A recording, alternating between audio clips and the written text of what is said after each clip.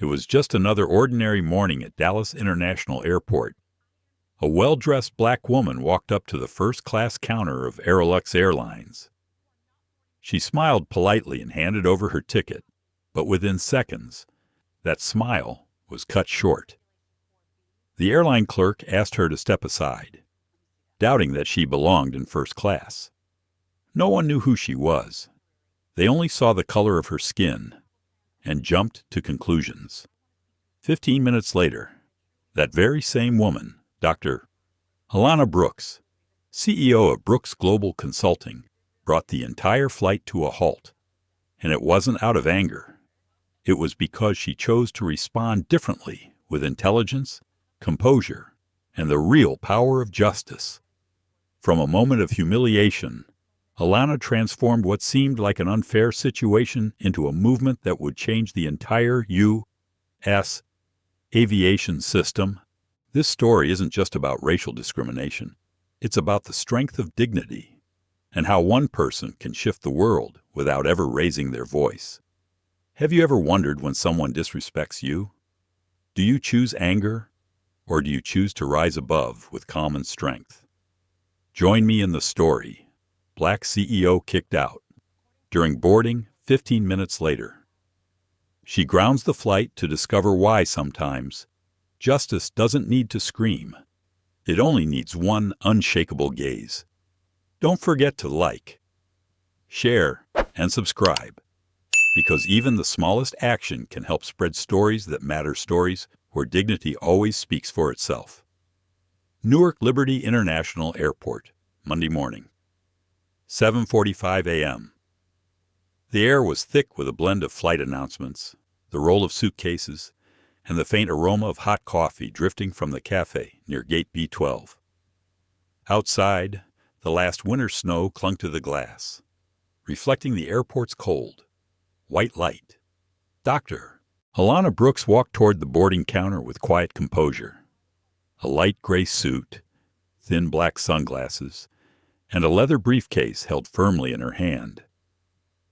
Nothing about her was flashy, just the calm confidence of someone who had long learned that sometimes a glance says more than words. She scanned her boarding pass. Beep! A clean, valid sound. Samantha Reed, a young gate agent, looked at the screen, then looked at Alana. Her eyes lingered a moment longer than they should have. Sorry, could you scan that again? Samantha's tone was steady but slightly rigid. Alana nodded silently and rescanned. Beep, green light. Samantha bit her lip. Looks like there's a system error. Could you please step aside for a moment while I check or? Her voice carried the chill of procedure, polite, distant, mechanical. A few passengers behind began to fidget impatiently. A middle-aged man muttered, "Didn't even have to scan mine twice." But Samantha didn't hear or pretended not to. Alana stood still, half a step back, her hand steady on her briefcase, eyes unwavering. She knew this wasn't a system error. It was another kind of error, the kind that lives behind a look. Can you prove that you're qualified to purchase a first-class ticket? Samantha asked, not meeting her eyes. A thin layer of silence spread like fog. Behind her, a line of white passengers continued to board freely. Each beep that followed sounded like an echo of injustice. I know, she thought quietly. If I say one more word, they'll use it against me. Then came John Porter, the duty manager, a man in his 50s, gray vest, name badge polished. He didn't look at Alana first. He looked at Samantha. What's going on here? She doesn't seem to match the system info. Sir, I'm just verifying. All right. Follow procedure. John nodded, then turned to Alana. We just need to make sure everything's safe. You understand? Safe. A word that sounded reasonable, but in that moment, it felt like a white cloth laid gently over a stain of bias. A couple behind began recording on their phones. A young man, Ethan Lee, an engineer, was already live streaming on TikTok. His voice was low, clear. She scanned twice. Both valid, and they're still stopping her. You guys see what's happening here. Another woman, Carla Gomez, whispered as she lifted her phone. Aerolux B, let's see how they handle this. The air thickened. Gate B12 was no longer a boarding line. It was a courtroom without a judge. No gavel, only eyes. No words, only silence. Alana didn't flinch. She took a soft breath, her voice calm and steady. I'll cooperate, but please, apply the same procedure to all passengers. She bent slightly to pick up her boarding pass, letting her business card slip to the floor. It flipped under the fluorescent light. Silver letters catching every eye. Dr. Alana Brooks, Chief Executive Officer, Brooks Global Consulting. A passenger picked it up and handed it to her. You dropped this, ma'am. Samantha glanced down, her eyes flickering. She hadn't expected the woman in front of her to be that kind of CEO, not the kind from Instagram, but the kind who signs contracts with governments. Alana gave a small, polite smile. Thank you, she said simply. She looked up at the flight board Aerolux 2273 to Dallas, delayed, in her hand. The edge of her leather briefcase had come slightly ajar, just enough to reveal a folder inside, embossed with the Aerolux Airlines logo. No one knew that. In just 15 minutes, the woman being asked to step aside would be the very one with the power to ground the entire flight. The air around Gate B12 thickened, heavy like fog before a storm. Everything the light, the announcements, the footsteps seemed to slow down. Only Samantha Reed's eyes moved quickly, scanning every detail of Dr. Alana Brooks' face, as if searching for a crack to prove herself right. Can you prove, Samantha hesitated, taking a breath, that you're qualified to purchase a first-class ticket? The question fell flat cold and hollow, not because it was outrageous, but because it was familiar. Familiar to anyone who's ever been looked at as though they'd stepped into a place they didn't belong. Alana met her gaze, not angry, not surprised, just still like a lake untouched by wind. I scanned twice, she said slowly, clearly enough for everyone around to hear. Both times valid. If you need to, you may apply the same procedure to other passengers. I'll wait. A response that wasn't defiant yet left no room for rebuttal. Behind her, a man in a navy blue suit with silver hair stepped forward. Samantha glanced at him, scanned his ticket beep, green light, and waved him through with a polite smile. No questions, no proof of eligibility. Just, have a pleasant flight, sir. Alana watched the scene like a slow-motion reel. She didn't take notes, didn't protest, she simply observed. In her world, such small things were the quietest evidence of inequality. John Porter, the shift manager, returned after checking the board. In his 50s, tall, with that modest authority of a man used to commanding within limits. What's the issue here? Samantha. She seems to have a problem with her first-class ticket. I just want to verify. John nodded, then faced Alana, his voice calm but firm. We're just ensuring security. You understand? There's been a lot of fraud lately. Fraud, Alana echoed softly, her faint smile unwavering. And the passengers who just went through, how were they verified? John paused, then replied mechanically, they didn't appear suspicious. And I do, she asked, tilting her head slightly, her voice even. Samantha interjected quickly. It's just procedure. Ma'am? Procedure, Alana repeated, almost like a whisper. I understand. Then she stepped aside exactly as they asked. Silence spread like smoke. No one spoke, but every gaze carried its own verdict. A well-dressed black woman being told to step aside, while others passed freely a scene so familiar it no longer shocked, it only exhausted. Ethan Lee kept recording, his voice low into the mic. They say it's procedure, but procedure seems to trigger only when your skin's dark enough. A comment flashed on the live stream. Welcome to America's most polite form of humiliation. Alana didn't look at the camera. She knew thousands of eyes were watching online. But she chose silence because she understood sometimes silence is the only way the world can hear its own noise. John kept checking, calling someone through his radio. His voice low but clear. We have a first-class passenger. Brooks need to verify ticket validity. Yes, African American, female. The word female slipped out quietly, carried by a sigh as if it added another reason for suspicion. Alana didn't react. She gazed out the window where the snow was melting on the runway, droplets sliding down the glass like a countdown to something inevitable.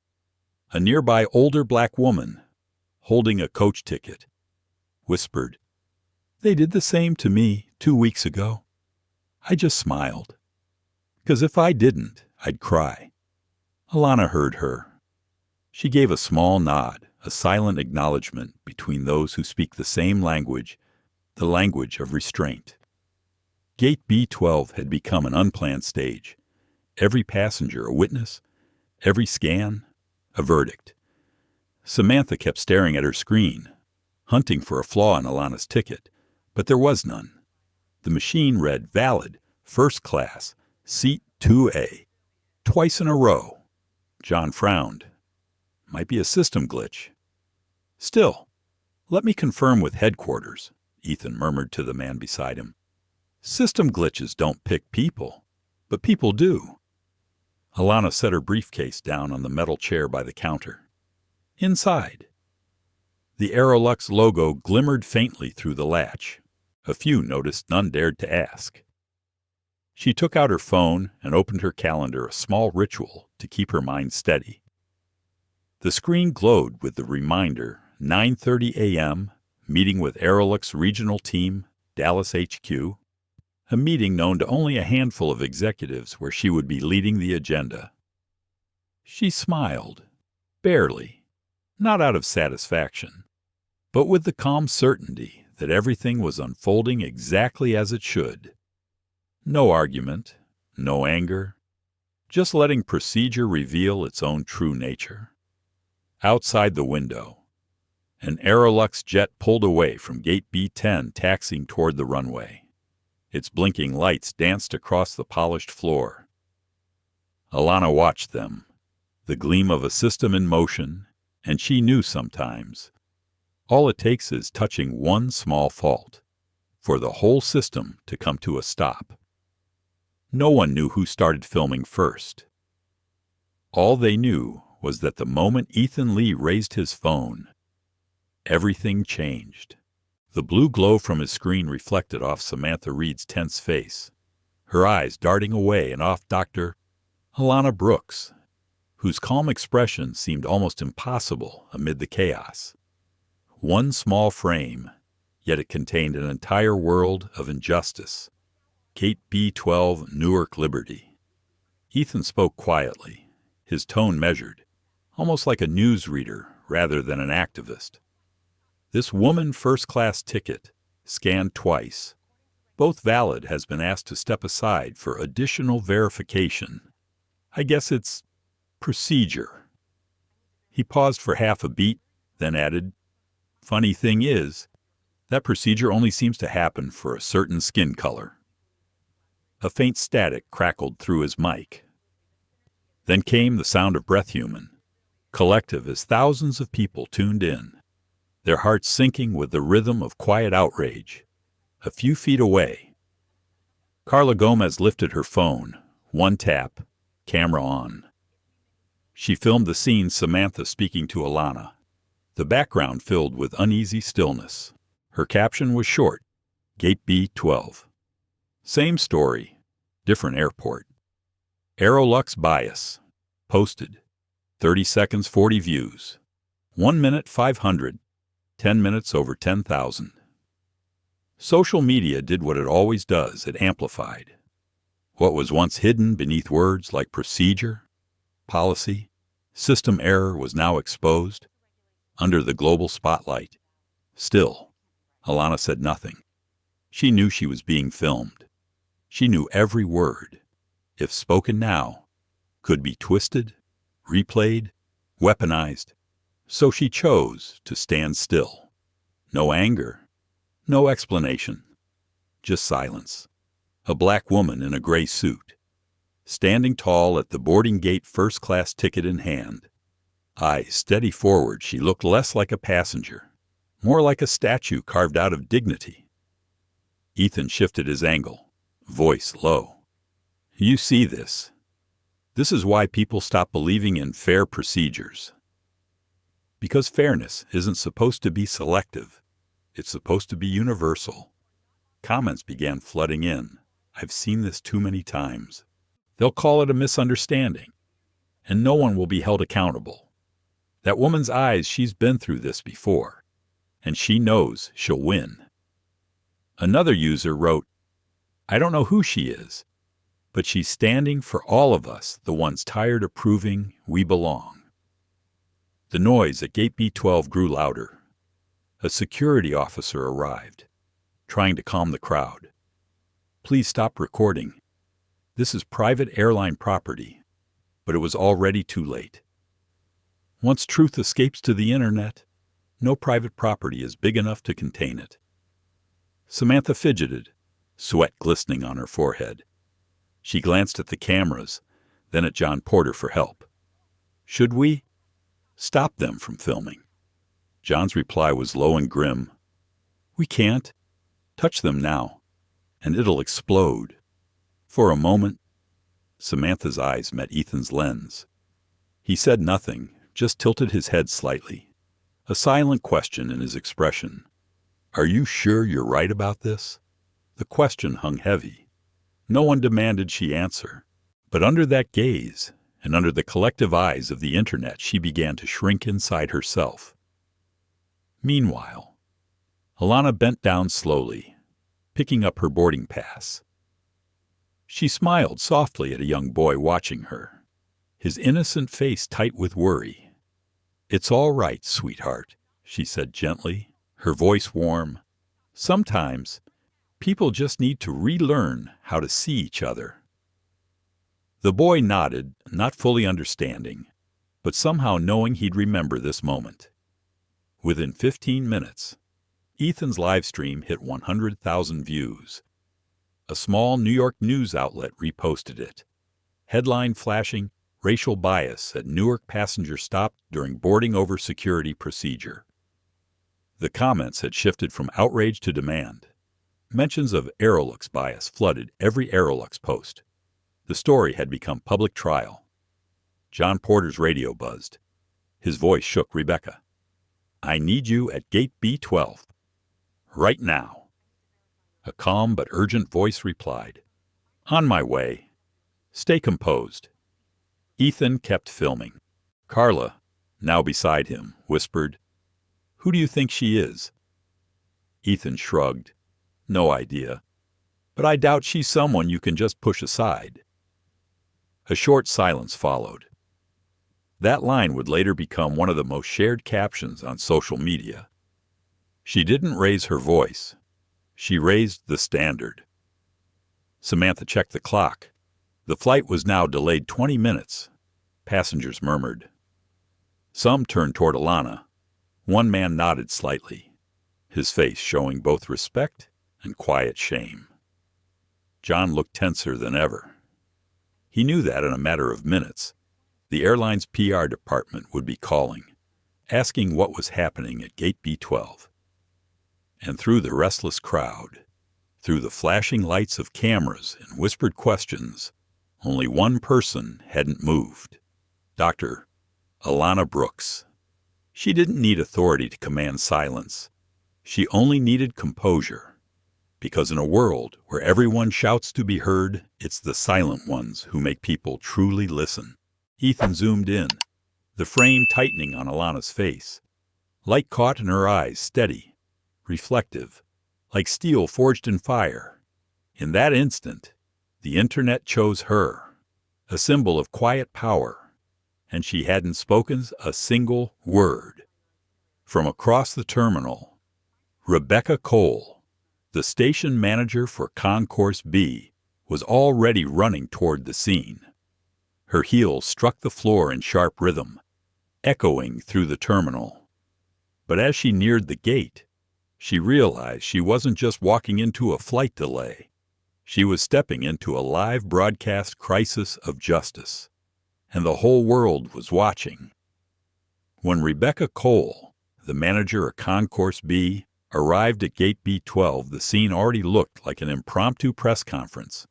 Dozens of passengers stood frozen, phones raised high, and at the center a black woman in a gray suit. Perfectly still, Dr. Alana Brooks. She didn't demand attention.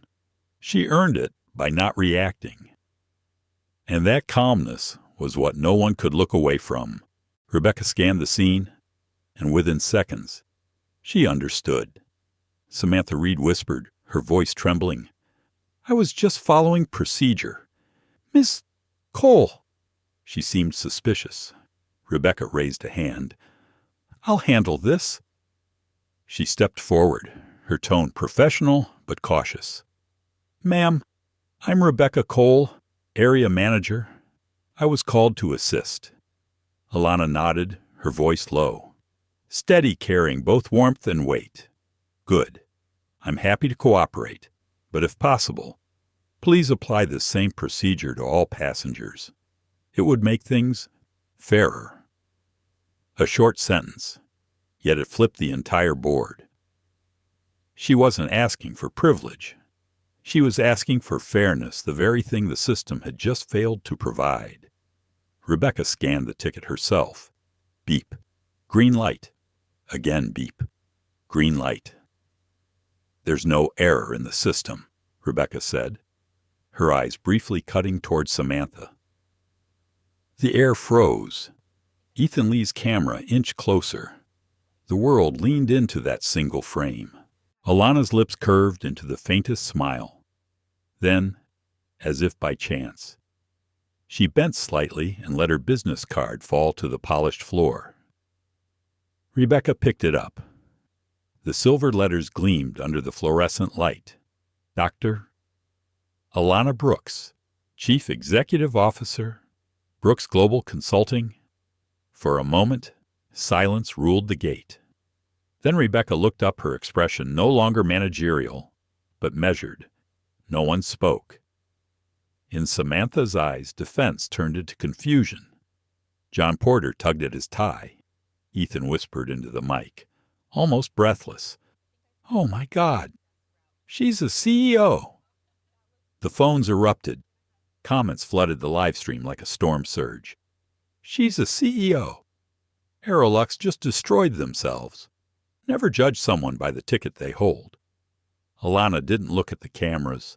She simply accepted her boarding pass from Rebecca. "Thank you, Rebecca."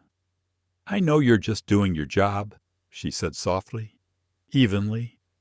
"It's just, sometimes our jobs reflect more about us than we realize." Rebecca nodded, saying nothing. Something in Alana's tone carried both correction and forgiveness. Then Alana turned to the counter, opened her leather briefcase.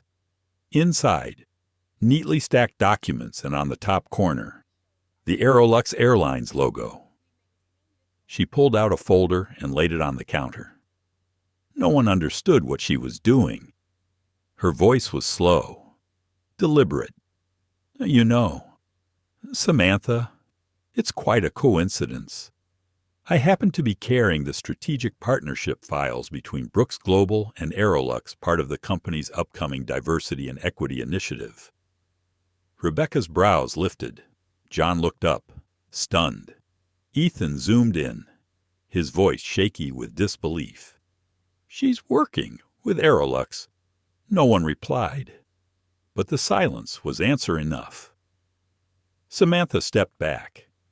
The realization hit the woman she'd asked to step aside wasn't just a passenger. She was someone evaluating how Aerolux treated its passengers. Alana didn't gloat. She didn't even look at Samantha. She simply flipped through a few pages of the folder, then closed it, letting the Aerolux logo show again, like a quiet confession from the system itself. No harsh words were spoken, yet every head bowed slightly. Outside, the PA system announced another delay. Passengers murmured. Some looked at Alana not with pity now, but respect and a touch of shame. A middle-aged woman whispered, "She doesn't need to yell. Just standing there makes them apologize." Rebecca exhaled, setting a hand on the counter. "Dr. Brooks, I'm deeply sorry for this inconvenience. I'll make sure you're boarded immediately." Alana nodded. "There's no rush. I think there are quite a few things that need to be rechecked today, not just my ticket." The words were light, but they landed like thunder. Ethan murmured into his mic, "That's not a threat. That's a civilized warning." Samantha lowered her head. John turned away, pressing his radio, voice tight, trying to sound composed, and Alana simply stood there, briefcase in hand, calm, deliberate, waiting. No one could tell what she was planning, but everyone could feel she wasn't the one on the defensive anymore. In her hands, that Aerolux-branded folder had become a symbol, the line between the accused and the one in control. It made everyone stop and wonder who's really in charge here a minute ago. She was told to step aside. Now, everyone stood around her, waiting for her next move. Ethan whispered, "Still filming." She's teaching them accountability, without ever saying the word. On screen, the live viewer count hit 200,000. Aerolux bias climbed into New York's top 5 trending topics, and in the center of the storm, one silent woman stood, unshaken. Every movement she made forced the system to orbit around her. Rebecca checked her watch, then looked at Alana. "The flight's getting even later. Would you like to board first, Dr. Brooks?" Alana shook her head gently. "Not yet. I think a few other people should be invited first." Her tone was calm, not loud, but Rebecca knew exactly who she meant. The air stilled again, the kind of silence that comes right before thunder. No one spoke. Only the airport lights gleamed against the Aerolux folder in Alana's hands, the quiet embodiment of power hidden inside restraint. And when she finally closed it and said, softly, "I think it's time to find out who's really running this flight," everything at Gate B12 seemed to freeze in place. 8:30 a.m. Gate B12 no longer looked like a boarding point. It looked like a mirror, reflecting everything people would rather not see. Passengers stood scattered, some still filming. Comments from Ethan Lee's live stream kept flickering across the screen. Is she really a CEO? They still haven't let her board. Aerolux is going to pay for this. The air was thick, close to breaking. Then came the sharp rhythm of high heels against tile, steady, deliberate, like the sound of authority approaching. Rebecca Cole, station manager at Concourse B, entered the scene. She carried herself with the calm precision of someone who's handled crises before. Dark navy blazer, hair tied tight, employee badge catching the fluorescent light. The crowd instinctively made space, as if official justice had finally arrived. Rebecca stopped in front of Dr. Alana Brooks. 2 women, 2 races, 2 kinds of power stood face to face in the silence of a dozen stares. "Good morning. I'm Rebecca Cole," she began evenly, though fatigue edged her tone. "Dr. Brooks, I was told there was an issue with your boarding pass. Alana didn't answer right away. She studied the woman before her, saw in her eyes not malice, but the weight of someone trying to protect an image, not justice. Rebecca opened her iPad. Boarding pass valid. Seat 2A. Ticket code confirmed. Passport correct. No error. No mismatch. Nothing wrong. She inhaled quietly, then turned to Samantha Reed and John Porter. Explain to me, she said calmly. What exactly is going on here? Samantha's head dropped. I was just following procedure. Ms. Cole. She seemed suspicious. Suspicious how Rebecca interrupted, her voice still soft but suddenly cold. The ticket is valid. The ID matches. The system's clean. What exactly looks suspicious to you? No one spoke. Only the sound of a plane taking off at the next gate, distant, hollow, almost mocking. Then, from the waiting area, an older black man stepped forward. Gray suit, reading glasses, mid-60s, the quiet dignity of someone who's been here before. Too many times. Is there a problem here, he asked, voice calm but heavy. Or is it just that she's a black woman sitting in first class? The question hung in the air like thunder. No one replied, but everyone felt the oxygen leave the room. Rebecca turned to him, forcing composure. Sir, please, this is a misunderstanding. We're simply following our security protocols. What protocol? He cut her off. Voice steady, the one that only applies to people who look like her. Because I just watched 5 white passengers walk through without a word. A few heads nodded. No more phones were needed. Everyone here had become a witness. Rebecca swallowed hard. She could feel Alana's eyes on her, not angry, not superior, just still. The stillness of someone who holds higher ground and doesn't need to prove it. Alana turned slightly toward the older man. Her voice was low, calm, but carried perfectly. Thank you, sir, but please let me handle this my way. He nodded and stepped back. He knew that look, the look of someone who understood that real power doesn't need volume. Alana faced Rebecca again. Ms. Cole, I appreciate you coming, she said evenly. You're welcome to check my documents again. I'll fully cooperate. Rebecca went through everything, passport, ID, boarding pass, membership card, flawless. Not a single discrepancy. She exhaled, closing the folder. There's absolutely no issue here. Dr. Brooks, I sincerely apologize for the inconvenience. Alana's smile was soft, almost kind. It's all right. I just hope that next time, when a black woman presents a first-class ticket, she won't need anyone to explain on her behalf. Silence fell again. Rebecca nodded faintly, unable to meet her gaze. Samantha stood motionless, face flushed, fingers twisting nervously. The atmosphere shifted. No more phones, raised just quiet observation. As if everyone realized they'd just witnessed something far bigger than a boarding delay. A lesson in how real power moves silently. But absolutely, Ethan whispered into his phone. She just said something every airline should carve into their walls. A comment appeared seconds later. Justice doesn't arrive when someone yells. It arrives when the humiliated make the system bow. Alana glanced at the clock. Ms. Cole, she said calmly, perhaps we should let the passengers board. I'd hate for them to be delayed over something so small. There was no sarcasm in her tone, but Rebecca felt the sting of it all the same. The woman her staff had humiliated in public was now the only one showing concern for others' time. Yes, of course, Rebecca said, bowing her head slightly. Thank you. Dr. Brooks, I'll personally escort you on board. As they began to move, the older man, Dr. James Howard spoke again. Dr. Brooks, if I may. Alana turned, smiling softly.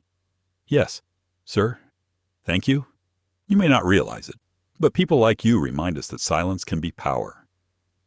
Alana nodded, her eyes gentle. Silence only matters when it forces others to listen. Rebecca opened the gate door. Dr. Brooks, please, after you. But Alana shook her head. No. Let everyone else board first. I'm not going anywhere until every passenger is through. I think this system needs to see me standing here a little longer. The words were quiet, but they froze the air. Rebecca understood. This wasn't defiance. It was a living lesson, unfolding before the world. Passengers began boarding slowly. Dr. Howard passed by, murmuring as he did, "Good luck, Dr. Brooks." Alana smiled faintly. "Thank you, sir. But today, I don't think luck is for me, it's for them." As Rebecca regrouped her staff, Alana remained where she was still, composed, folder in hand, the Aerolux logo glinting under the soft airport light. Outside the window, the snow had melted completely. The gray sky opened into a thin band of light, a quiet signal that sometimes justice doesn't crash in with noise. It arrives like dawn, slow, steady, undeniable. Gate B12 was now utterly still. The announcement speakers whispered above, swallowed by the heavy air of collective embarrassment. No one spoke. No one filmed. Only quiet eyes watching, weighted like steel. Alana Brooks stood unmoved, posture straight, briefcase in hand. She was no longer just a passenger who'd been questioned. She had become the still center of a lesson the entire system was now, unwillingly, enrolled in. Rebecca Cole, the station manager, gathered papers at the counter, trying to steady the air. She thought the ordeal was over. But Alana hadn't moved. She was still there, gaze fixed on the Aerolux logo, glowing faintly behind Rebecca. For a moment, everything froze so still that Rebecca could hear her own heartbeat. Then Alana spoke. Her voice was calm, measured cold enough to slice through the fog. "Ms. Cole, are you aware of the legal risks of applying selective security procedures?" The question wasn't harsh, yet it shifted the entire atmosphere instantly. Rebecca's hands paused, her eyes lifted, uncertain, cautious. I'm not sure I follow. Dr. Brooks. Alana set her briefcase on the counter, clicked it open, and pulled out a stack of documents, sleek, heavy, official, pages marked with the logos of major airlines. "I'm asking," she said evenly, "because I've consulted for at least 3 major carriers in the past 2 years, all of whom paid millions, in settlements for discrimination cases that began at their boarding gates." Her words landed like quiet thunder. No one interrupted. Ethan Lee, still holding his phone, slowly lowered the camera. Not because the story had lost interest, but because what he was watching now felt more like a courtroom than a confrontation. Alana turned another page. United Airlines. She continued, "March last year paid $2.4 million for accusing a black passenger of ticket fraud. Delta. July, $1.7 million for conducting security rechecks that only applied to women of color. American Airlines. November, $3.8 million for what they called a system glitch that somehow only flagged black travelers." She stopped, eyes fixed on Rebecca. "Do you see the pattern here?" Rebecca hesitated. Her lips parted. "They all said they were following procedure." Alana nodded once, and they all lost. The silence that followed was absolute. Even the air seemed to hold its breath. John Porter, the shift manager, stepped forward, trying to salvage the moment. "Dr. Brooks, please, we never intended to discriminate." This may have just been a small misunderstanding. Alana turned toward him. Her tone didn't rise, but it carried the weight of a verdict. A small misunderstanding. She repeated softly, "I don't believe Reed meant harm, but unconscious bias doesn't need intent to cause damage. It just needs repetition until it feels normal." John's jaw tightened. Samantha looked down, her fingers trembling. There was nowhere left to hide. Alana closed the folder gently. She wasn't angry. She didn't need to be. Anger would have shrunk the message.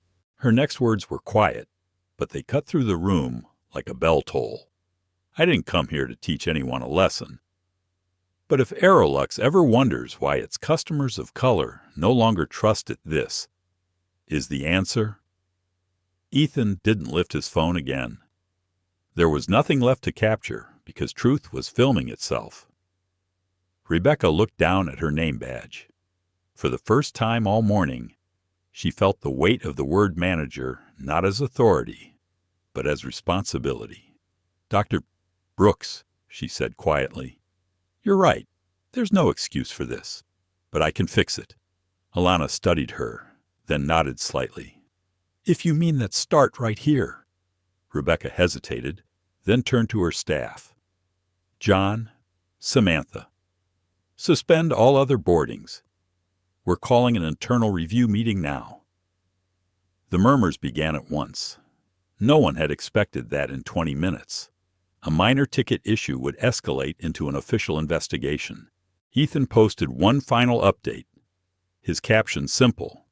She didn't raise her voice. She just stated the facts. And the facts made everyone bow. The views climbed. A comment rose to the top. "This isn't about one woman being profiled. It's about a system finally being seen." Rebecca turned back, her voice lower now. "Dr. Brooks, I'll report this to regional leadership myself, but honestly, this situation, it's above my level." Alana's expression didn't change. She had expected that. "I know," she said. "That's why I'm here." Rebecca frowned slightly. "I'm sorry. What do you mean?" Alana gave a small, knowing smile, the kind that shifts the room without raising a sound. "We're scheduled to meet in Dallas this morning," she said softly. "I'm Aerolux's new strategic advisor. The diversity and equity program you're about to launch my firm manages it. It's a $50 million partnership." 1 second of stillness, then the air froze solid. Samantha's eyes went wide. John turned away. Rebecca's breath caught in her throat. You're the partner." Alana simply nodded. "And unfortunately, this just became your company's first field test in diversity compliance. No need for more words." Gate B12, once a symbol of privilege, had become a stage for silent justice. In the back row, a white woman turned to her friend, whispering, "I feel ashamed. I used to think being kind was enough." Her friend replied quietly, "Kindness without fairness, that's just another form of cruelty." Rebecca heard it, and in that instant, she realized this was no longer an incident. It was a mirror held up to the system itself.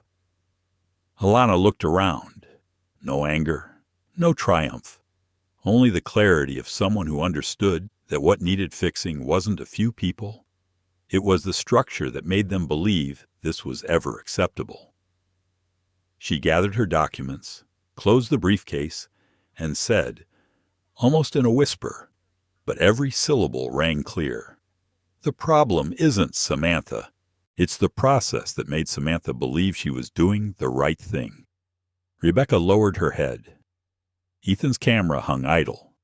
The only sound left was the hum of engines beyond the glass and the collective rhythm of restrained breath.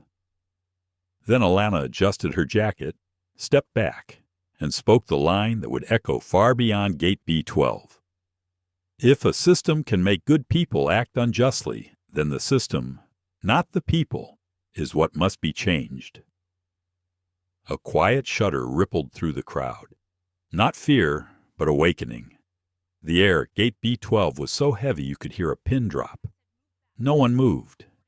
Every eye followed the poised black woman calmly gathering the documents in her hands. Dr.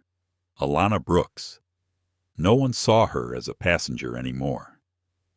She stood in the center of the polished terminal floor, still and composed, not fighting, not defending, just letting the truth take its rightful place. Rebecca Cole, the station manager, maintained her professional posture, though the pen in her hand trembled slightly. Samantha Reed kept her head down, avoiding every glance. John Porter stood behind them, forcing a thin, nervous smile, but no one returned it. "Dr. Brooks," Rebecca began, her tone softening, fragile at the edges. "Could you verify your professional position for our report? We need to finalize documentation." Alana looked at her not with accusation, but with a kind of quiet gravity that carried more weight than any rebuke. She nodded once, slowly. "Of course," she said, her voice calm, almost gentle. "You want employment verification? I can help with that."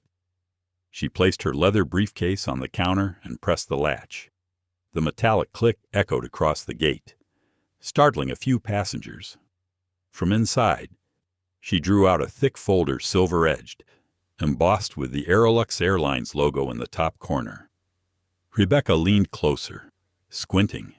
The logo wasn't printed. It was embossed. Official, corporate, real. Across the front cover, in clean black type, it read Brooks Global Consulting Strategic Partner Contract. Annual value $50,000. Rebecca's eyes widened as she scanned the next line. Scope Diversity, Equity and Inclusion Program, Aerolux Airlines Corporate Partnership. She froze. Her lips parted, but no words came. Alana rotated the folder slowly so the others could see. Her voice stayed level, even like she was delivering a report, not a revelation. Aerolux retained Brooks Global to restructure its diversity and equity programs across the entire corporate network. $50 million a year. And this morning, I was on my way to Dallas to deliver the first progress report. The silence that followed wasn't just quiet, it was seismic. Ethan Lee lowered his phone. Through his lens, the woman who had been told to step aside now stood at the center of a power dynamic no one had recognized until it was too late. A few rows back, Carla Gomez whispered to her phone, "The whole world is watching this, and they won't forget it." Rebecca blinked, struggling to steady her breath. "Dr. Brooks, I'm so sorry." "If I had known," Alana interrupted softly. "No, Rebecca. You shouldn't have to know who I am to treat me correctly." A pause followed, thick, unmoving. "That," she added quietly, "is the problem." John shifted uneasily, his forced composure cracking. He had dealt with angry passengers before, but never someone whose calm made him feel so small. Samantha, pale and rigid, whispered, I didn't mean to. I was just following procedure." Alana turned toward her, gaze steady, voice still kind. "I believe you, Samantha. But tell me, does your procedure include a section on who deserves respect, silence?" Again, Rebecca inhaled deeply, her voice breaking slightly. "You're right. We need to relearn this. From the ground up." Alana nodded, her tone neither forgiving nor vengeful, simply factual. That's what Brooks Global exists for, to remind systems that fairness doesn't come from policy. It comes from people. She closed the folder. The Aerolux logo shimmered under the terminal lights, reflecting the trembling faces of those who once believed they were in control. Ethan raised his camera again and whispered into the mic, "She's not here for revenge. She's holding up a mirror. A viewer comment appeared almost instantly. This isn't just a reversal of power, it's the redefinition of dignity. Alana turned back to Rebecca, her voice calm but firm. Rebecca, I don't need your apology. I need your change. And trust me, real change begins with those who dare to face their mistakes. Rebecca nodded slowly. You have my word. Alana smiled faintly. I don't need your word. I need your action. And fortunately for you, you've just been given that chance. From somewhere in the back. A few passengers began to clap. Not loud, just slow, quiet, deliberate. The sound spread soft, steady like the heartbeat of awakening. Rebecca lifted her chin, voice trembling but sincere. Dr. Brooks, should I call regional management to come meet you immediately? Alana glanced at her watch. No need. He'll be here soon. Rebecca frowned. You already informed him. Alana's smile was almost imperceptible. I filed the internal report before this flight even boarded. Not because I expected this, but because I always test the systems I help build. Rebecca blinked. You knew this might happen? Alana tilted her head slightly. I didn't know. I just understood one thing: bias always shows up where it feels safe. And I needed to see where yours lived. Ethan exhaled, barely whispering. She wasn't caught in a trap. She said it. Carla nodded, her voice trembling. She didn't build a snare. She just waited for the truth to walk into hers. And indeed, Alana's trap had no ropes. No tricks, only patience and truth. The silence that followed was thick with realization. The same people who once doubted her now couldn't meet her gaze, because in it, they saw themselves reflected. She didn't need to shout. She didn't need to demand justice. Justice, by now, was already standing beside her. Rebecca lowered her head. Dr. Brooks, what do you want us to do now? Alana's reply came steady, clear, unshaken. Stay quiet and observe. Because from this moment on, this isn't just about you. It's about Aerolux. Outside, footsteps approached firm, deliberate. A man in a dark suit, wearing a regional manager badge, was walking briskly toward the gate. Rebecca's breath caught. She recognized him instantly. Marcus Bell, head of Aerolux Northeast Division. Alana adjusted her collar slightly, her eyes steady as glass, and turned to face him. Calm, ready, waiting. Within 5 minutes, Marcus Bell, regional manager of Aerolux Airlines, appeared at Gate B12. A sharp black suit, polished badge, brisk stride. The look of a man accustomed to managing crises through control, not compassion. He surveyed the scene in one sweeping glance. Employees bunched together, passengers frozen mid-step, and at the center, Dr. Alana Brooks, standing still, holding a folder with the Aerolux logo glinting under the lights.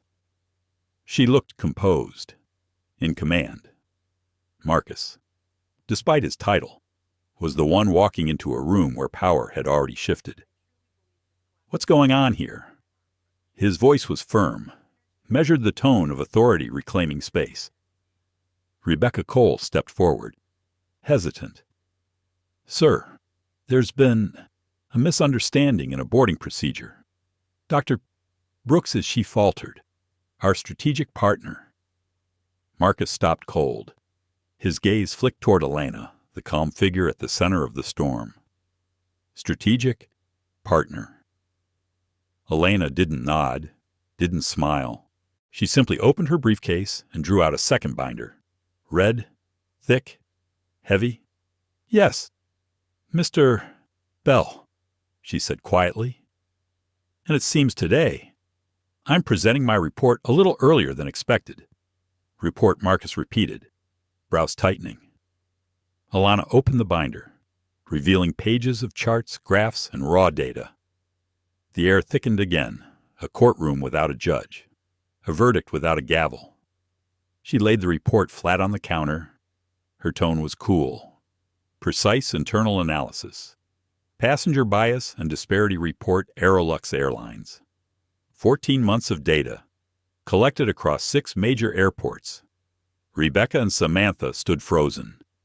Ethan Lee steadied his phone, hands trembling. Alana flipped to the first page. At the top, bold black type read complaints of racial bias, increased 90% in 12 months. In the past year, she said evenly, racial bias complaints have risen nearly 90%. Customer satisfaction among black passengers has fallen 25%.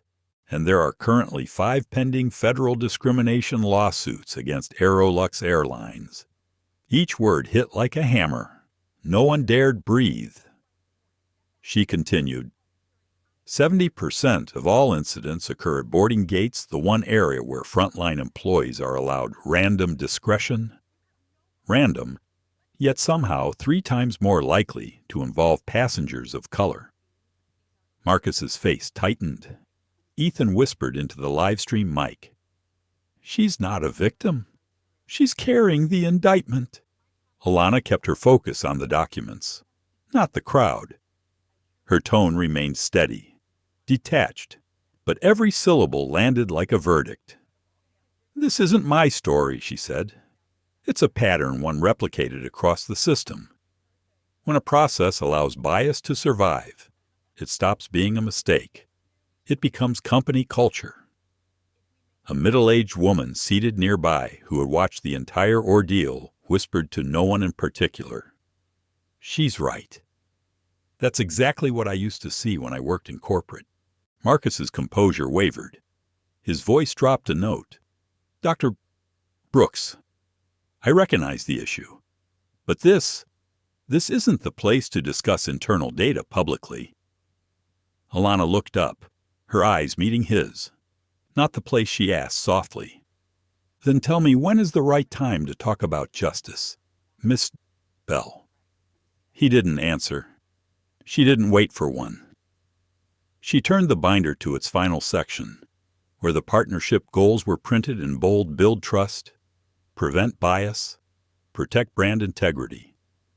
"These," she said, "are Aerolux's own commitments under the $50 million contract you signed with me. And this morning, inside your own terminal, your company broke all 3. Rebecca stood still, her expression hollow. She turned towards Samantha and whispered, almost to herself, "This isn't an incident anymore. This is a test." Samantha nodded, tears glassing her eyes.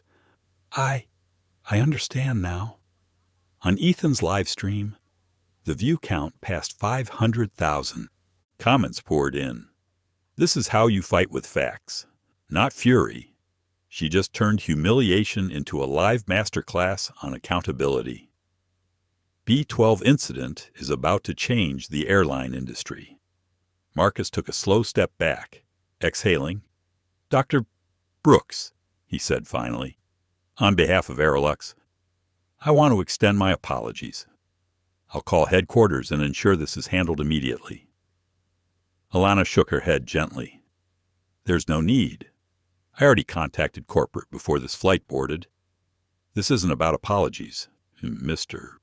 Bell. It's about whether Aerolux wants to heal or just hide." The words landed softly, but the silence that followed felt like thunder. Then came the distant PA announcement. "Flight 2273 to Dallas delayed until further notice." Ethan zoomed in. No makeup, no fury. Just calm, the kind of calm that makes old systems tremble. Marcus turned to Rebecca, voice lowered. "Ms. Cole, schedule a full internal review immediately. I want every frontline employee retrained. And I want a full report on all prior bias-related incidents." Rebecca nodded once, not out of obedience but agreement. Alana closed the binder, her tone soft, grounded. "I know this isn't easy. Mr. Bell, But the good news is systems can change. All it takes is the courage to begin. She snapped the briefcase shut. The Aerolux logo reflected across the polished counter a mirror, demanding accountability. Rebecca stepped closer, speaking quietly. "Dr. Brooks, I'll personally help rework the program, and thank you for not walking away when you had every right to." Alana smiled faintly. "No one ever changes a system by leaving it. Rebecca, sometimes justice needs someone to stay, not to fight, but to illuminate." She turned toward the wide airport window. Outside, a plane taxied into position for takeoff. See that she murmured, "1 degree off, and it'll miss its destination entirely." That's how systems fall too. One small deviation in how we see people, and we lose everything we claim to stand for. Rebecca said nothing, just nodded, finally understanding. Ethan turned the camera toward himself, his voice low, awed. She just did what politicians and CEOs fail to do, made people look at themselves without shaming them. A final comment scrolled across the live stream feed. Her justice makes no sound, but it echoes everywhere. Gate B12 remained closed. On the departure board, the words Flight 227-3 to Dallas, delayed, blinked in steady rhythm like a pulse, or a warning that time itself had paused for something greater than a flight. Marcus Bell, regional manager of Aerolux Airlines, ended his phone call and exhaled. He straightened his tie, adjusted his cuffs small, futile gestures of control. Then he approached Dr. Alana Brooks, his voice low and rough, the sound of a man who had realized he was no longer steering the room. "Dr. Brooks, on behalf of Aerolux, I offer my apology. This isn't just a failure of employees, it's a failure of the system I run." No whispers, no movement. People simply watched, because no one had ever seen a senior airline executive bow his head before a passenger, especially not the woman who had been told to stand aside only 30 minutes earlier. Alana didn't rush her reply. Her eyes were steady, her tone flat, deliberate. "I believe your apology, Mr. Bell, but I didn't come here to receive one. I came to make sure this never happens again to anyone." From behind his phone, Ethan Lee whispered to his livestream audience, "She just said what 500,000 people are thinking." Alana set her leather briefcase on the counter, drew out a single blank sheet of paper, and began to write. Her handwriting was calm, exacting like an architect drafting blueprints for justice. At the top, she wrote immediate corrective action. Aerolux Airlines Regional Division. The air held still. Rebecca Cole stood behind Marcus, silent. Samantha Reed kept her head down, fingers interlaced, trembling. Then Alana spoke slowly. Every word weighted. "I want a public commitment here, in front of passengers and cameras. Aerolux will do 3 things within the next 90 days. Marcus hesitated only a moment before nodding. "Go ahead." Alana wrote the first line. 1. Launch bias interruption training for all frontline staff within 90 days. She looked up. People need to learn to pause before prejudice speaks for them. Marcus swallowed, then nodded. Agreed. She continued. 2. Build an internal reporting tool. Real-time bias report for passengers and employees to document discrimination the moment it occurs. Ethan moved closer, camera steady on the page. A woman in the waiting area whispered to her husband, "She's rewriting company policy, right here at the gate." Marcus nodded again. "We'll build it. I'll approve it today." Alana wrote the final point. 3. Establish diversity targets at least 40% of mid-level and senior management positions to be filled by women and people of color within 12 months. She set the pen down. "Because fairness," she said. can't be enforced by teams that all look and think the same. Marcus stood silent. He knew that if he refused, he wasn't just defying Alana, he was defying the world that was watching. He nodded, voice rough. I agree to all of it. Alana looked at him evenly. I need you to say it clearly. Aerolux publicly commits to implementing these 3 actions effective today. Marcus hesitated, then spoke each word slowly. Audibly, Aerolux Airlines publicly commits to implementing these 3 actions effective today. Applause broke out, hesitant at first, then building, a low, steady rhythm, like a heartbeat echoing off the terminal walls. Ethan murmured into his mic. History was just signed by the woman they thought didn't belong in first class. Behind them, Rebecca Cole exhaled not out of fear, but relief. Samantha stepped forward, eyes red. Thank you, Dr. Brooks, for not choosing anger. Alana smiled faintly. Anger makes people fear you. Reason makes them change. She folded the page neatly and slid it toward Marcus. I'll keep 1 copy. The other goes to corporate immediately, and if this isn't completed in 90 days, Brooks Global will terminate the $50 million contract. Marcus nodded, accepting the weight without argument. I understand, Ethan whispered quietly, camera still rolling. She didn't threaten them. She just set the conditions for justice to function on its own. Alana closed her briefcase. Her tone softened. I don't want your staff to feel fear, Mr. Bell. I want them educated. Fear breeds defense. Knowledge builds respect. Marcus looked at her not as a subordinate, not as a superior, but as a teacher. You've just taught me something 10 years of management never did, he said quietly. From the speakers above came the calm announcement, Flight 2273 to Dallas is now boarding. First-class passengers may proceed. Rebecca gestured politely. Dr. Brooks, please, after you. Alana shook her head. No, today. I'll board last. Because fairness means no one should go first simply because they hold more power. A ripple of soft smiles moved through the crowd. People weren't watching a victory, they were watching an evolution. As Alana stepped toward the gate, Ethan kept filming. His voice was calm, reverent. She turned the place of humiliation into a signing table for reform. No courtroom, no slogans. Just one calm woman and a system forced to see itself.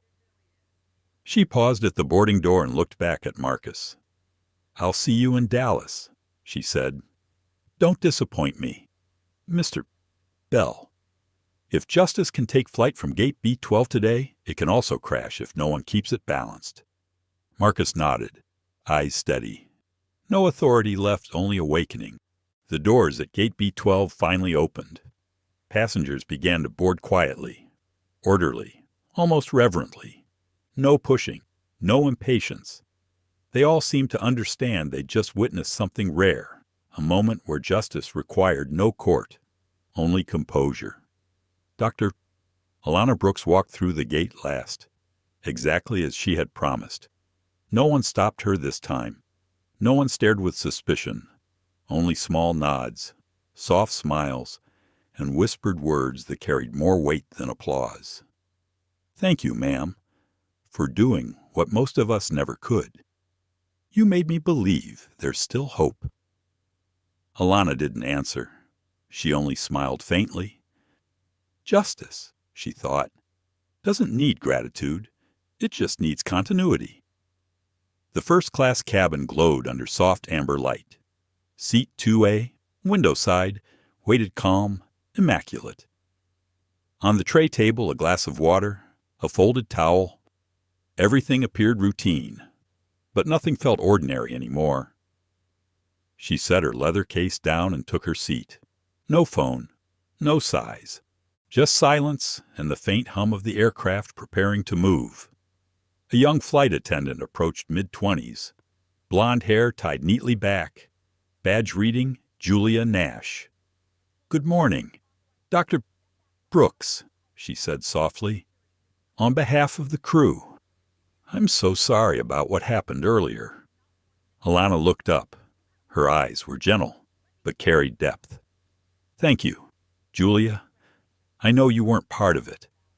But may I ask you something?" Julia nodded. "Of course." "When you joined Aerolux," Alana asked quietly, "were you trained on unconscious bias? On how to handle situations when a minority passenger is treated differently?" Julia hesitated.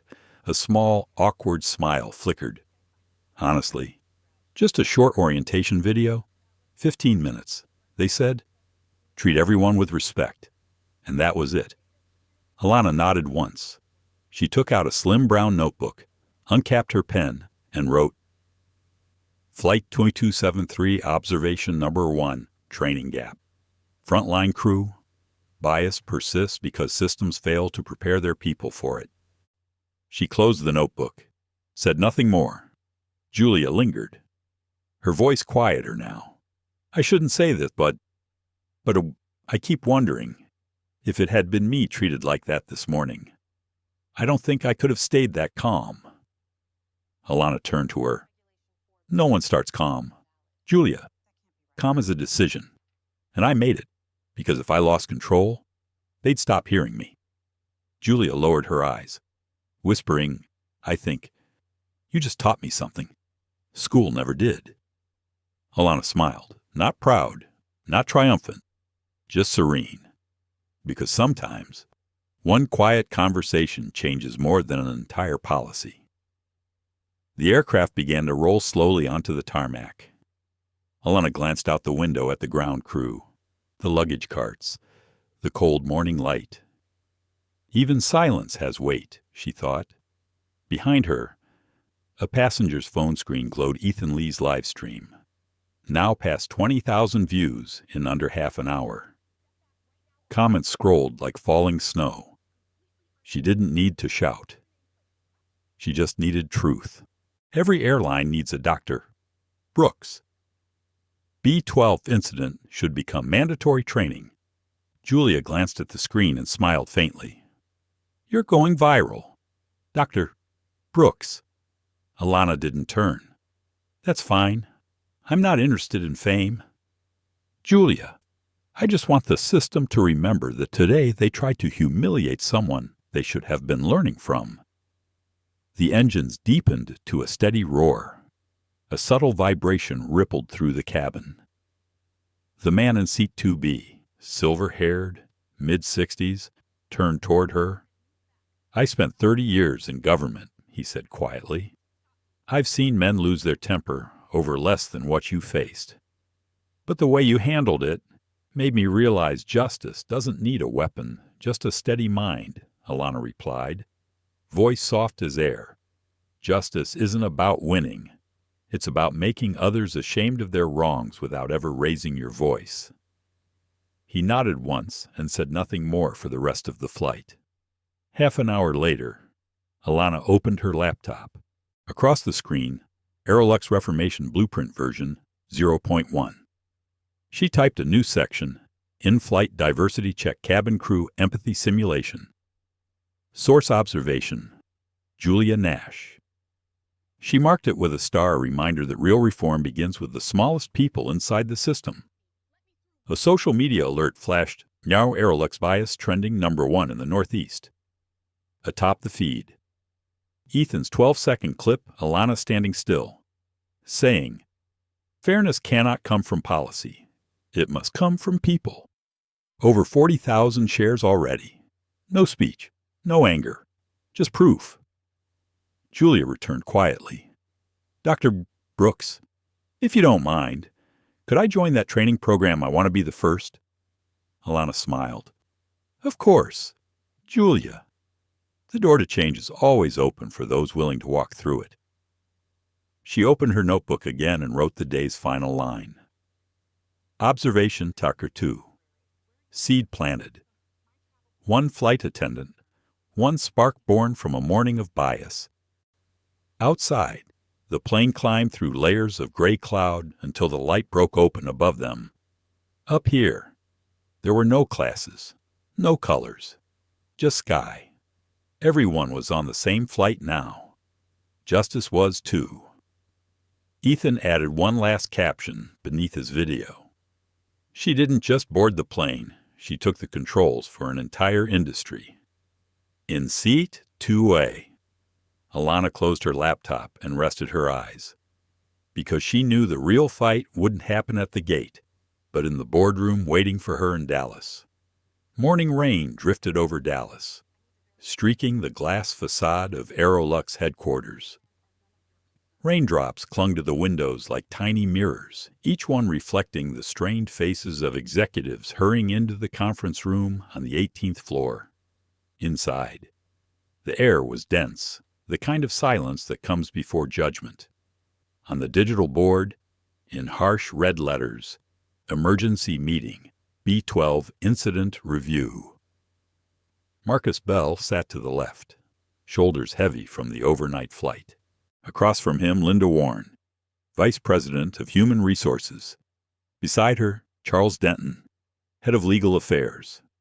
And at the head of the table, calm, poised, Dr. Alana Brooks. Only yesterday, someone had told her to step aside. Now, everyone waited for her to speak. No one did not yet. The only sound was the soft hum of the projector warming up. Alana opened her laptop and played a video, the room filled with the grainy footage from Gate B-12 Ethan Lee's live stream. His voice echoed through the speakers. She didn't yell. She didn't insult. She just stood there and made an entire system bow its head. No one blinked. On screen, Samantha Reed stammered. Rebecca Cole bowed her head. And Marcus himself, the same man now seated across from Alana, was shown apologizing publicly to her. The playback slowed. Every frame was a mirror, one that stripped Aerolux bare. Alana paused the clip exactly when Marcus's on-screen self said Aerolux Airlines publicly commits to implementing these 3 actions effective today. She looked around the table, her tone steady, cool. This, she said, is what the public now sees when they hear Aerolux. Her eyes swept the room. Not your ads, not your PR campaigns, reality shared millions of times overnight. Linda shifted in her chair, trying to keep her voice level. Dr. Brooks, we know this is serious, but surely it hasn't spread that far. Alana didn't answer. She clicked to the next slide. A graph filled the wall, the red line climbing like a flare. 2.8 million views in 12 hours. Over 1,400 posts tagged Raw Aerolux bias. Ticket cancellations up 12% since sunrise. Charles frowned, his tone defensive. If the press escalates this, we could face a class action suit. My advice, stay silent until we can control the narrative. Alana turned to him, eyes calm but cutting. Silence isn't control. Mr. Denton, when the public speaks for your victims, your silence becomes a confession. Marcus looked down. He didn't argue because he'd already learned that lesson. Standing at Gate B-12. But Alana hadn't come to punish them. She had come to turn the collapse into a blueprint. She moved to the next slide. Projected loss estimate. The numbers hit harder than any accusation. If Aerolux does nothing, she said evenly, you'll lose $2.5 million in revenue this quarter. Not because of boycotts, but because trust doesn't buy return tickets. Her voice lowered, precise. And trust, once lost, can't be bought back, only rebuilt. Linda straightened, pen in hand. What do you propose, Dr. Brooks? It was the first invitation that mattered. Not defensive, but open. Alana advanced to the final slide. Across the screen, simple words appeared. Reformation plan, 3 phases of transformation. Light reflected softly across her face. Calm, unflinching. Phase 1. Bias Interruption Training. She began.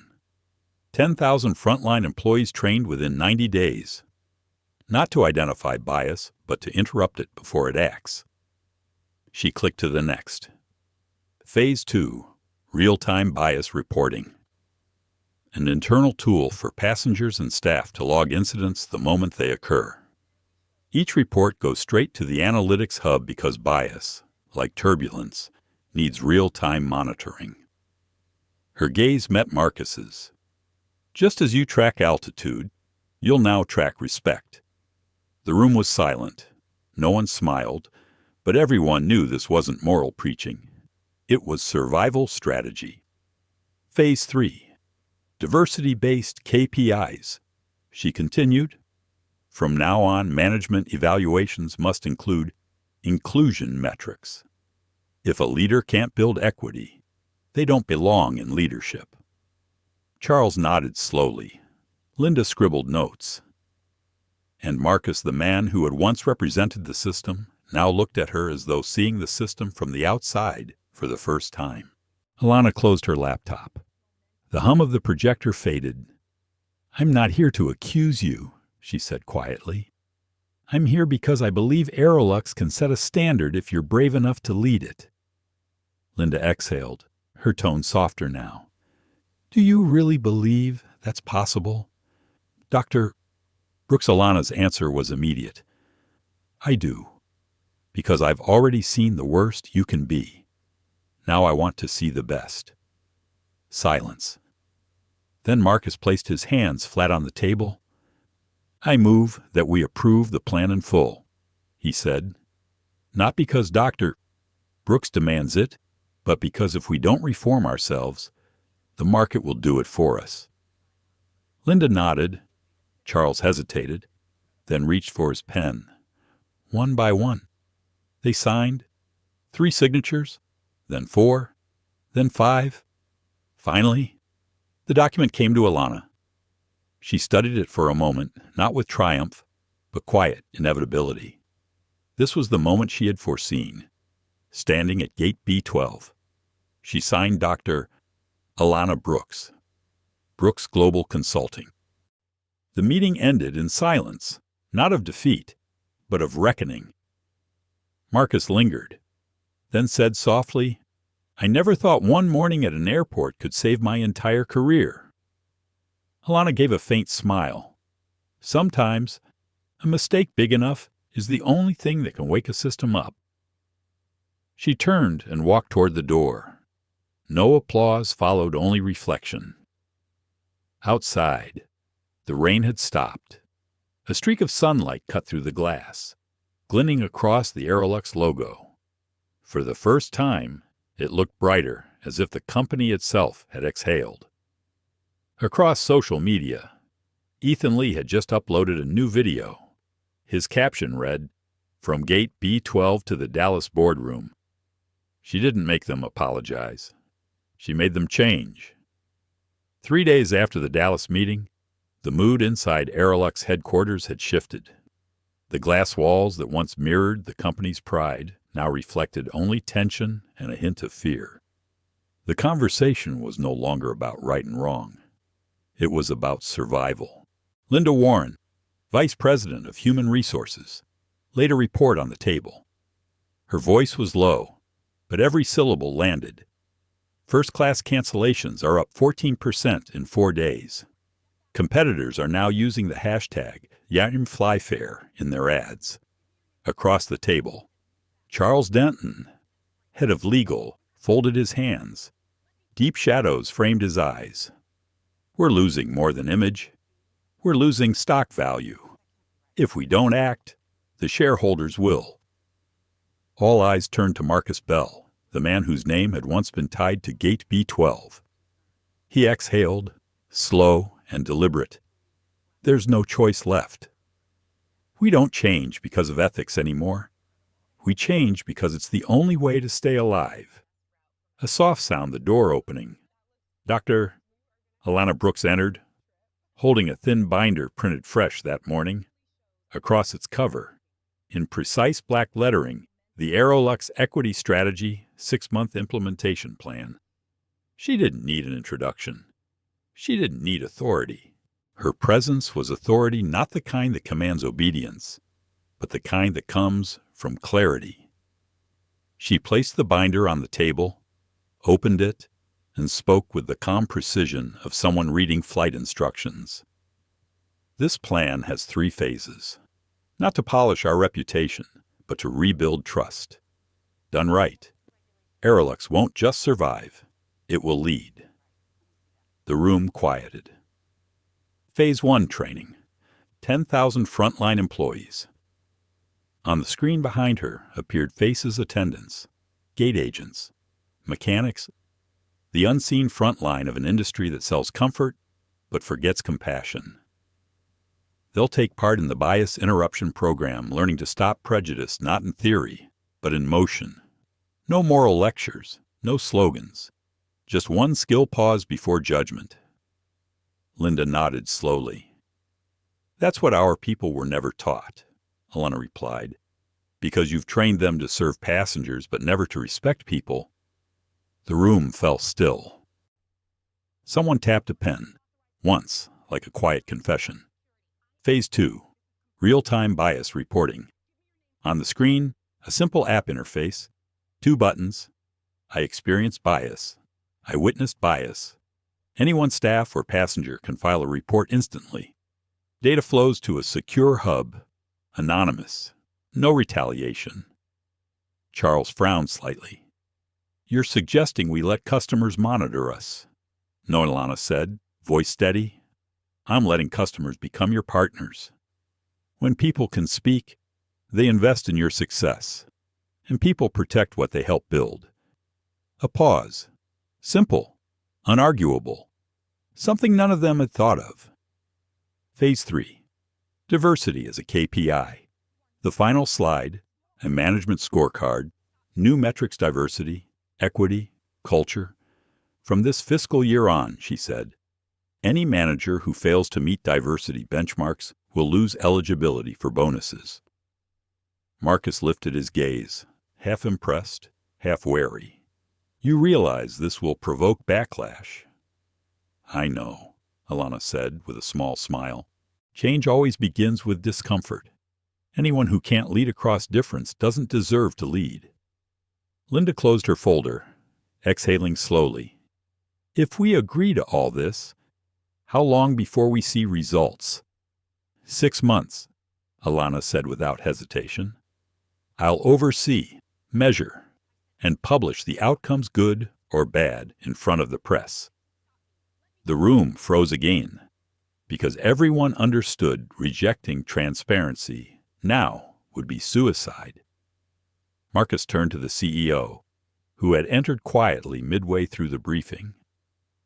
I think we approve it. The CEO nodded, voice measured. Aerolux accepts the full plan, not because of public pressure, but because we refuse to be remembered for our mistakes. He signed the final page, then passed the pen to Alana. You'll have full authority for oversight. For the next 6 months, Aerolux is yours. Alana signed, her hand steady, her tone calm. Thank you, but I don't need Aerolux to be mine. I need Aerolux to belong to everyone, a place where every passenger is seen as human. Silence, then, unexpectedly. Quiet applause, restrained. Sincere, human. By noon, headlines broke. Aerolux Airlines signs. Historic reform agreement under Brooks Global oversight. The market responded instantly. Stock prices leveled. 2 major investors returned. And online, a pinned comment under Ethan Lee's viral video read, "Funny how they didn't change for morality, they changed for money." But maybe that's how real change begins. That night, Alana sat alone in her temporary Dallas office, a cold cup of coffee beside her.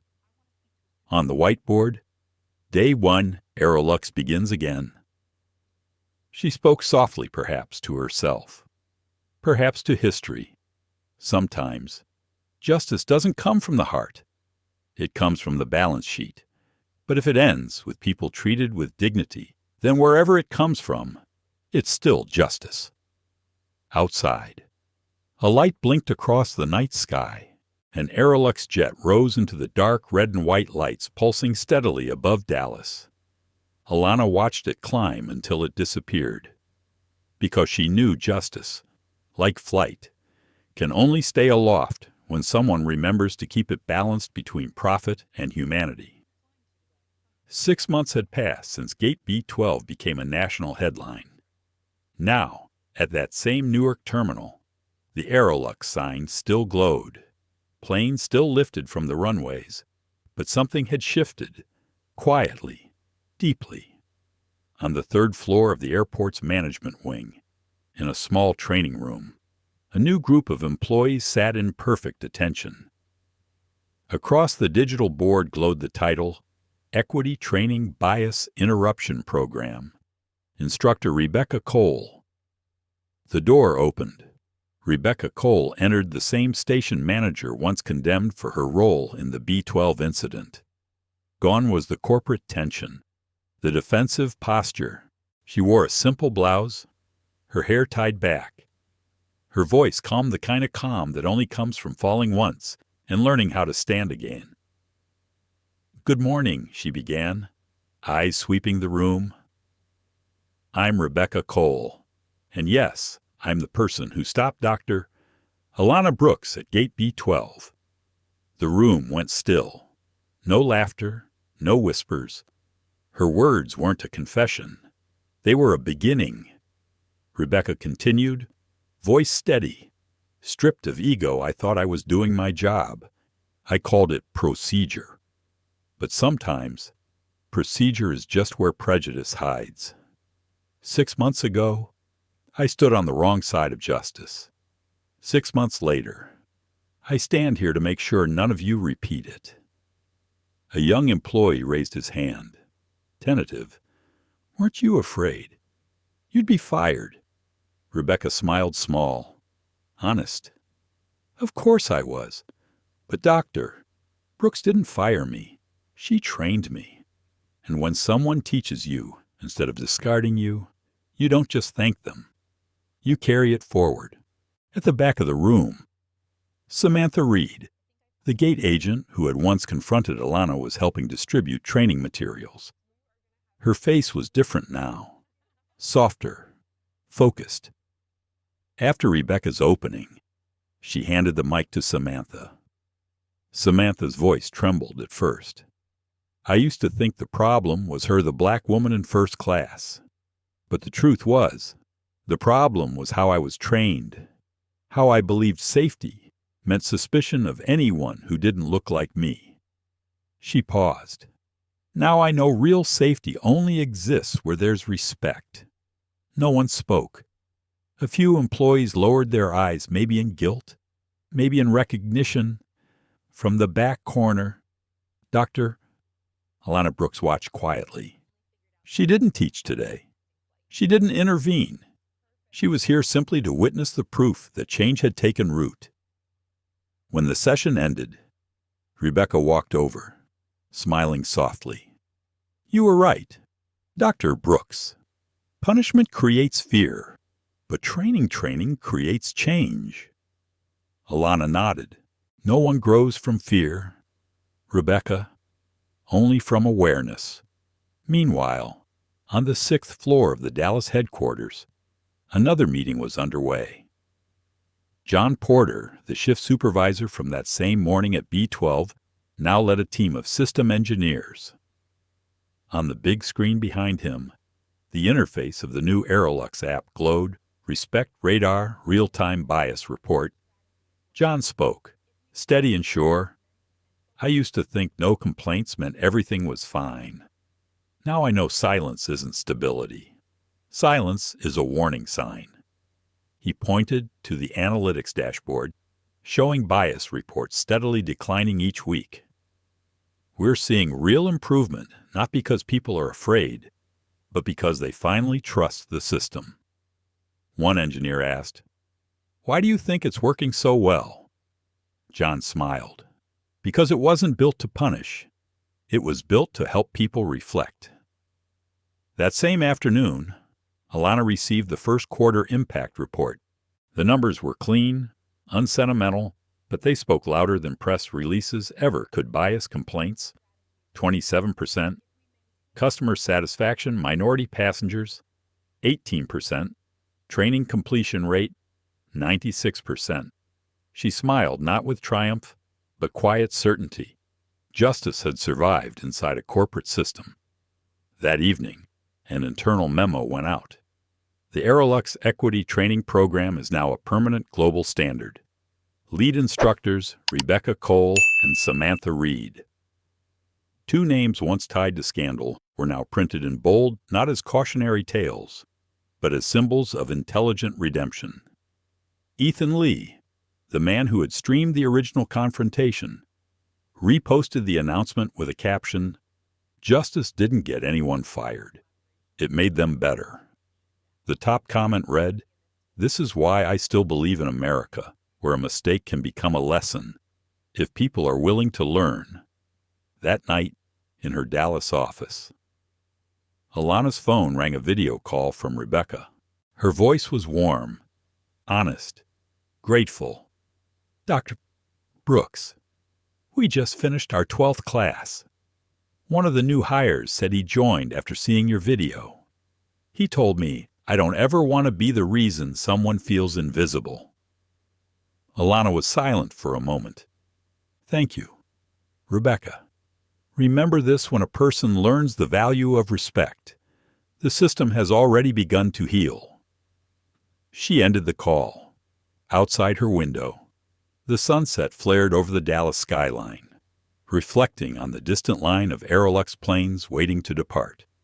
She opened her old notebook, the inked line from 6 months ago still there. Observation Sir 2. Seed planted. Beneath it, she wrote, "Result number 1, seed grown. B12 is no longer a site of bias. It's where people come to relearn how to be human." Later that night, Aerolux's internal bulletin posted a new company motto: "Fear corrects mistakes. Education prevents them. Dr. Alana Brooks." The next morning, at gate B12, a black passenger approached the check-in counter. The attendant smiled warm, professional, unforced. "Good morning, sir. Welcome aboard.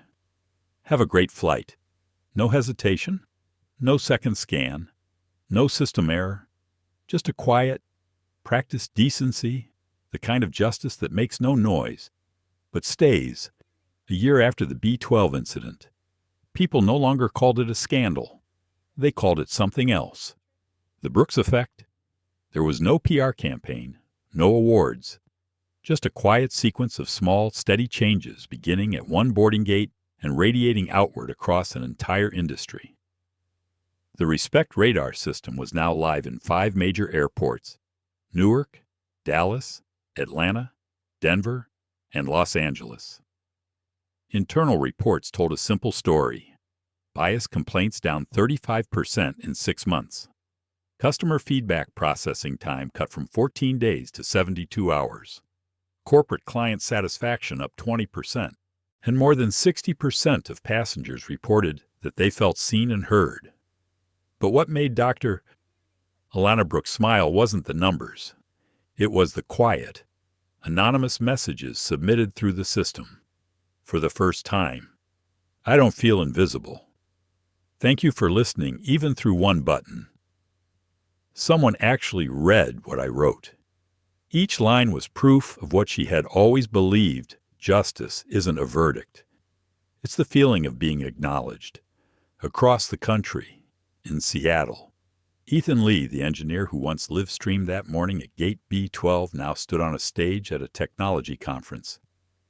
Behind him, a faint image of the gate appeared on screen, captioned, "The Power of Digital Proof." He faced the audience, his tone measured. "I'm not an activist. I just hit live. But sometimes justice only needs one witness, one person who refuses to look away." Applause rippled through the hall. Ethan paused, then added quietly, "Technology doesn't create justice. It just makes it impossible to bury." After the session, a journalist asked if he regretted triggering Aerolux public crisis. Ethan smiled faintly. "No. Because if they hadn't broken, they wouldn't have changed. And if they hadn't changed, more people would still be told to step aside." Carla Gomez, the first passenger to post under Aerolux bias, now worked for Aerolux not in marketing, but in a new division called Fair Crisis Communication. In a bright Dallas meeting room, the words, "Respond with facts, repair with fairness," were etched into the wall. Carla stood before a group of new hires. When a bias-related incident happens, don't deny it. Respond with data, not defense. And let the affected person speak not for blame, but for truth, a trainee asked. "What makes Aerolux different from a year ago?" Carla smiled. "We're no longer afraid of being recorded, because now we behave in ways that don't need to fear the camera." At business schools across the country, the B-12 incident had become a case study.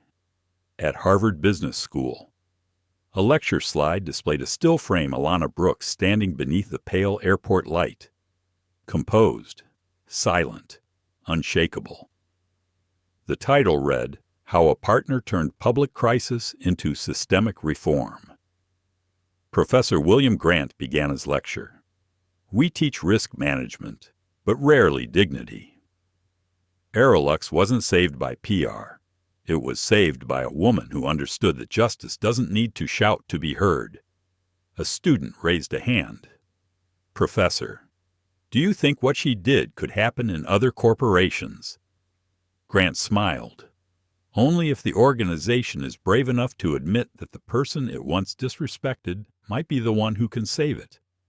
At Wharton, the same case appeared in the course Leadership in the Age of Accountability. The opening slide quoted Alana Brooks, "Punishment creates fear. Training creates change. But only when leaders are willing to look in the mirror." By year's end, Aerolux quarterly profit exceeded projections by 9%. Yet in the shareholder report, the CEO didn't mention numbers. He wrote only one line. "From a moment of shame, we rediscovered our company's soul." At the bottom, in fine print, consultant Dr. Alana Brooks, Brooks Global Consulting. Late that night in Washington, D.C., Alana sat in her office, watching the Respect radar dashboard. The curves moved slowly downward, imperfect, but steady. She thought back to that morning at Gate B-12, the stairs, the phones, the silent humiliation of simply trying to board a flight. Now, that memory wasn't a wound. It was evidence proof that justice can take root even in the coldest systems, if someone's patient enough to water it. Before leaving, she opened an email from Ethan Lee. Subject line B-12, 1 year later. The message contained just one sentence. "You changed the way people see a boarding gate. Now it's the world's turn to change the way it sees people." Alana didn't reply. She simply turned off the light and smiled a quiet, thin smile, the kind that closes a long story without applause. The next morning, at a small airport in Colorado, a new employee helped an elderly black woman struggling with her e-ticket.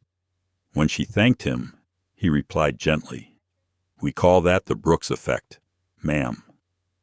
She didn't fully understand, but his eyes said everything. Justice no longer needed a name to exist. 18 months after Gate B-12 became a symbol of change, Aerolux Airlines was no longer the company it once was. Not because of a new logo or a rebranding campaign, but because the people inside its system had learned to treat one another differently. In the second quarter report that year, the first line made readers pause. Bias-related complaints down 45%. Passenger satisfaction among people of color up 22%. Corporate diversity contracts increased 30%. Beneath it, the CEO had written a single sentence. Respect isn't just moral, it's profitable. At her office in Washington, D.C., Dr. Alana Brooks read the report in silence. No smile, no celebration, just a quiet breath, her fingers tapping lightly on the desk, her gaze drifting somewhere far beyond the numbers, perhaps all the way back to gate B12. On the table beside her lay an old Aerolux employee badge, a gift from Rebecca Cole. The word station manager had faded. Only Rebecca remained. On the back, a handwritten note. Thank you for teaching me that justice doesn't need to shout. Alana turned the badge over, placing it next to a fresh file labeled the Brooks Global Scholarship Fund. On the screen behind her, the logos of Aerolux and Brooks Global appeared side by side, for the first time since their first reform contract. The press conference was small, quiet, intimate, no TV cameras, just a few journalists and university partners. Alana stepped to the podium, her voice warm but steady. 18 months ago, a woman was told to step aside. Today, we stand together so no one ever has to again. She announced the creation of the Brooks Global Scholarship Fund, $500 annually, to support minority students in business, service, and multicultural leadership programs. If we want to change systems, she said, we must start by changing the people who will run them next. The room stayed silent. No applause, just that quiet stillness that comes when people realize something profound, justice, had turned into investment. Weeks later, at the Aerolux headquarters in Dallas, Marcus Bell led a session for regional managers introducing the new respect metrics policy. On screen, a new graph appeared, Respect Score. It measured leadership performance not by speed or sales, but by feedback from both customers and staff. We used to measure productivity by how fast we served, Marcus said slowly. Now we measure by how people feel when they're served, a manager asked. And if someone scores low, Marcus smiled, then they're not punished, they're retrained. At Aerolux, we don't punish people for learning slowly. We only punish those who refuse to learn. Across the room, Carla Gomez presented the new brand report. Her slide read Trust Index plus 24%, minority travelers plus 18%. Here's the fascinating part, Carla said. The customers who once left us over bias aren't returning because our fares are cheaper. They're returning because they believe we've learned our lesson. At the back, Linda Warren, Vice President of HR, nodded. We've turned a mistake into a culture of learning, she said. That may not appear on a balance sheet, but it shows up in the marketplace. At Harvard Business School, the B12 incident had become a permanent case in the course Leadership and Systemic Change. A student asked Professor William Grant, what made Aerolux succeed where others fail? The professor replied, without glancing at the slides, because they stopped trying to protect their reputation. They focused on restoring dignity for their customers and for themselves. One autumn afternoon, Alana returned to Newark Airport. Gate B12 was still there, quiet now, unremarkable, just another place where travelers passed. At the counter, a young brown-skinned agent smiled. Good afternoon, Dr. Brooks. We learned about you in our first training class. Alana smiled back. Thank you. Make someone feel welcome today the way you just did for me. As she passed through the gate, she glanced back. A young attendant was helping an elderly passenger with her seatbelt. A white man stepped aside to let an Asian woman board first. No slogans, no signs. Just simple, ordinary decency, the quiet kind that lasts. When the plane lifted off, Alana opened her old notebook, the one that had carried every note from the crisis. On the final page, she wrote, "Respect is no longer something we teach. It's something we live." She closed the notebook, looking out at the sunset, the light catching on the wing, gold and steady, like proof that justice doesn't die. It simply changes form. That same evening, Business Weekly published a feature titled "The Brooks Principle: When Respect Becomes Strategy." It ended with one quiet line. Some revolutions don't need banners. They unfold in the way people smile when they see each other. That night, the lights were still on inside Brooks Global Consulting. On the wall beside a photo of Alana at her first post-B12 conference hung a metal plaque engraved with her defining belief: respect isn't just moral, it's profitable. Ton trong kong chi la jiao juts. Nola nang luk kan trang lao dak hat kwa kon ngoy. When she finally stepped outside, a cool D.C. wind swept through the street cold, but carrying a faint warmth, like the breath of justice itself. Quiet, unflashy, enduring. 2 years later, early morning in Geneva. Snow drifted softly across the road, leading to the International Conference Center. A billboard outside read Service Excellence Summit Documentation and Dignity. Beneath it, in smaller print, keynote speaker, Dr. Alana Brooks, Brooks Global Consulting. Inside, the hall glowed with quiet formality. Executives from airlines, HR directors, service ethicists all waiting. When Alana Brooks stepped to the podium, the low murmur stopped. Not because of fame, but because something in her calm, deliberate stride stilled the room. She didn't open a laptop, didn't show a slide. She simply placed her hand on the wooden podium, looked up, and spoke.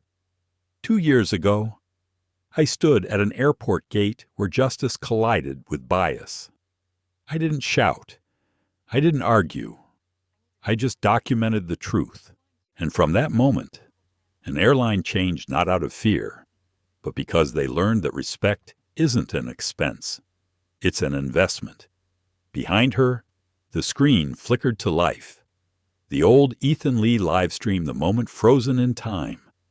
A black woman asked to step aside. Whispers, eyes full of doubt. Phones raised. No tears, no anger.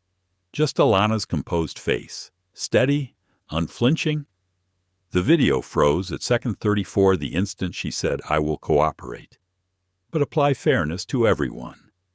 The room went silent. Some lowered their eyes. Others exhaled, quietly as if seeing themselves reflected in that still frame. Her voice softened. Today, that clip has required training for Aerolux and 12 other airlines. Not to remind anyone of failure, but to remind us that justice can begin with one person who chooses stillness over outrage. A pause, long, deliberate. Then, with quiet gravity, power isn't about speaking louder. It's about raising standards so others want to follow. The applause came gently, not explosive, but real. The sound of people who had just been moved, not entertained. Later, as Alana walked through the long corridor of delegates, hands reached to greet her, but her gaze stopped on a familiar face. Carla Gomez, now communications advisor for a European airline alliance. Carla smiled. They just passed the fair communication policy for the whole region. I guess Gate B12 flew farther than we thought. Alana nodded. Justice doesn't need a passport. Carla. Only someone patient enough to record it. That night, at Geneva Airport, Alana prepared to fly home. Her flight Aerolux AX213 Geneva to New York, her gate by coincidence, B12. At the counter stood a young agent, bright-eyed, calm. Her name tag read Destiny Harris. "Welcome aboard, Dr. Brooks," she said warmly. "Thank you for choosing Aerolux." No tension, no guarded tone, Just simple dignity, the kind Alana had once imagined. Alana smiled. Thank you, Destiny. I chose Aerolux because you chose to change.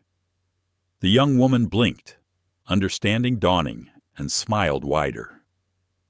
As the plane lifted through cloud and light, Alana opened her old notebook, the same one that had followed her since that first morning in Newark. On the last written page, document truth, demand accountability, improve the system. Beneath it, she wrote a final line. When we refuse invisibility, we create change. The cabin lights dimmed, reflecting softly across her face. Not triumphant, not weary. Just a woman who had completed the quiet work of restoring balance from being told to stand aside, to teaching an entire system how to stand tall again. Behind her, a man cleared his throat. Dr. James Howard. The passenger who had once defended her at Gate B-12 was on the same flight. He smiled. I knew you'd change everything. Alana, I just didn't think it would happen this fast. She smiled back, voice barely above a whisper. Not fast. Dr. Howard, I just never stopped when they told me to. The aircraft leveled above the clouds, sunset fading into deep blue. No suspicion, no bias, only the steady hum of engines, and the quiet rhythm of decency restored. Below, America moved toward morning and somewhere in a university dorm. The first Brooks Global Scholars were opening acceptance letters. Each envelope carried a short note from Alana. Don't shout to be heard. Work so well they listen when you're silent. When the plane landed at JFK, no cameras waited, no applause, just a young ground agent opening the cabin door, smiling. Welcome home, Dr. Brooks. Alana returned the smile. Thank you. Remember, home isn't where you arrive. It's where you make others feel they belong. The door opened. The warm light of the runway spilled across her face. No music, no closing speech. Only the quiet of justice when it has finally done its work. The story of Dr. Alana Brooks isn't just about a black woman CEO being doubted because of her skin color. It's a portrait of how a person can transform pain into progress, how prejudice can become a chance to educate an entire system. Alana didn't retaliate. She didn't lose control. She chose to respond with intellect, with evidence, and with patience. Because of that choice, it wasn't just one flight that stayed on course. It was an entire airline that found its way back to the true path of respect. Her story reminds us that when you're underestimated, stay silent if you must, but never surrender. When you face injustice, stay calm, but never compromise. In a world where everyone fights to be heard, perhaps true strength belongs to those who can listen and act with reason instead of rage. Remember this. Justice doesn't always need noise. Sometimes it's written quietly through steady, patient actions that refuse to fade. If you believe that respect and dignity are the foundations of a better world, then like, share, and subscribe to help us spread stories of compassion, intelligence, and the quiet power that changes everything. Thank you for watching, and never forget, every act of kindness you make today might just be the next B-12 effect for the world of tomorrow.